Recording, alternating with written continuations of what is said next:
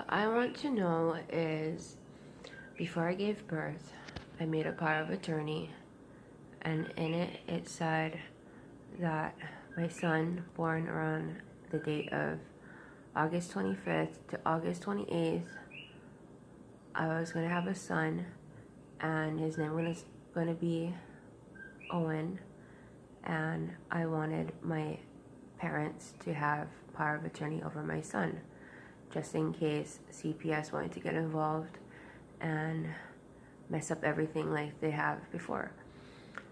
And they did. The second day that he was even born,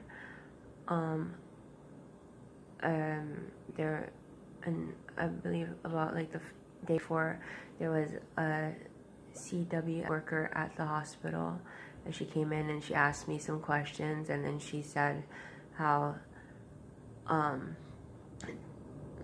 there's, I don't know, there's some sort of reason why they had to take away the baby, and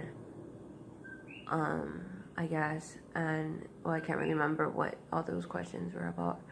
It was just like I got bombarded by questions, and then she left, and then she let the boss of CWS know that I gave birth, which I don't really know why she would have to do that, and because of the power of attorney. But I didn't mention that because I forgot after I gave birth. So, anyways, the second day comes around, and I get a CWS worker, and she's all like, "Oh yeah, I'm not part of CPS.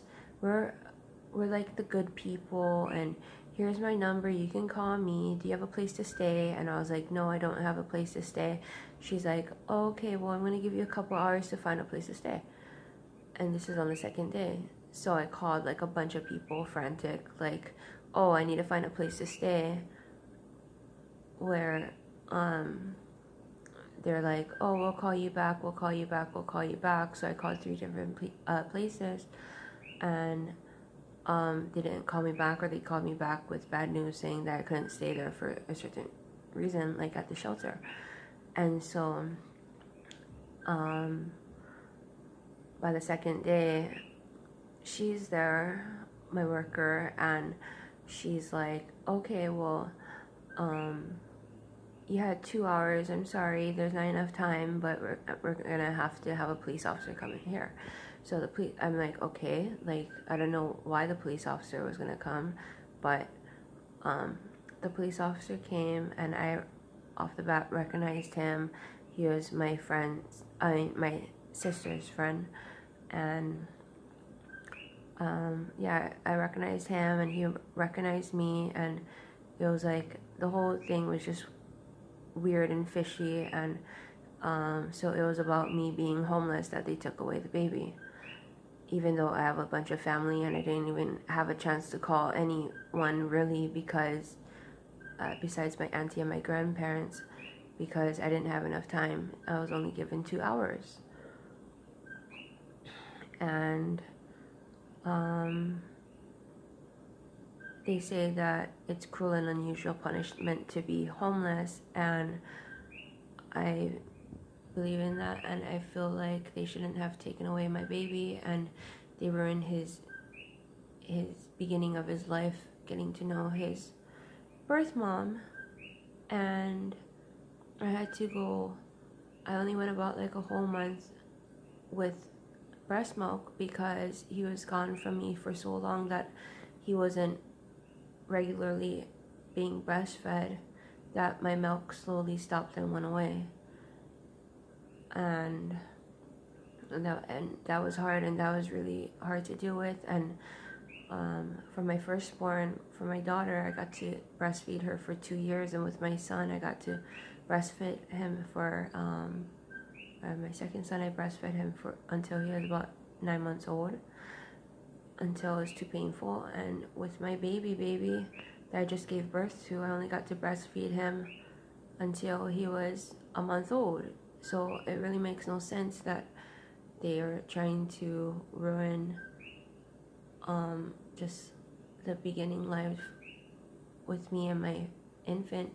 And and everything's really complicated because it's really hard to find a job, um, especially with no degree.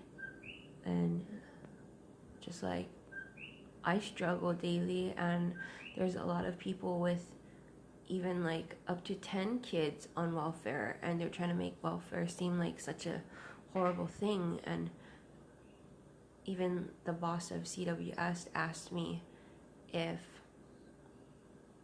I would like to go on social security, and I'm thinking, like, what kind of question is that? Like, you want to play me off as being special or education, or you want to play me off as you know what I'm saying, like being disabled, physically or mentally. I don't know what she was trying to do, but she was trying to make me go on social security for some reason, and that was about like 2 or 3 years ago,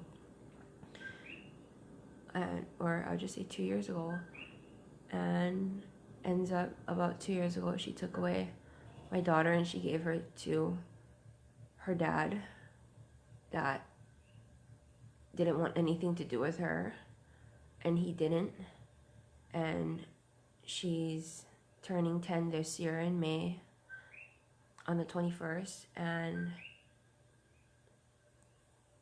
the thing is that I left him when she was 4 months old, went back to him, left him again when she was 7 months old. I didn't have they didn't have a relationship. They didn't know each other. She freaked out when she just met him 2 years ago, and that's who the boss of CWS chooses, because he has a job. And I don't even know if it's particularly a good one, but when I dated him, it was the first time I ever starved in my life, when he didn't let me eat for about 3 days straight, being pregnant with my daughter. So I think that CWS should take a step back and realize who they're messing with, and they're actually messing with my kids and their futures. And they're not even, like, my daughter I don't even see her, and I haven't seen her since she got taken away. And I want to, and I'm going to bring it up in court tomorrow, and tomorrow is going to be my first court hearing for my infant, Owen.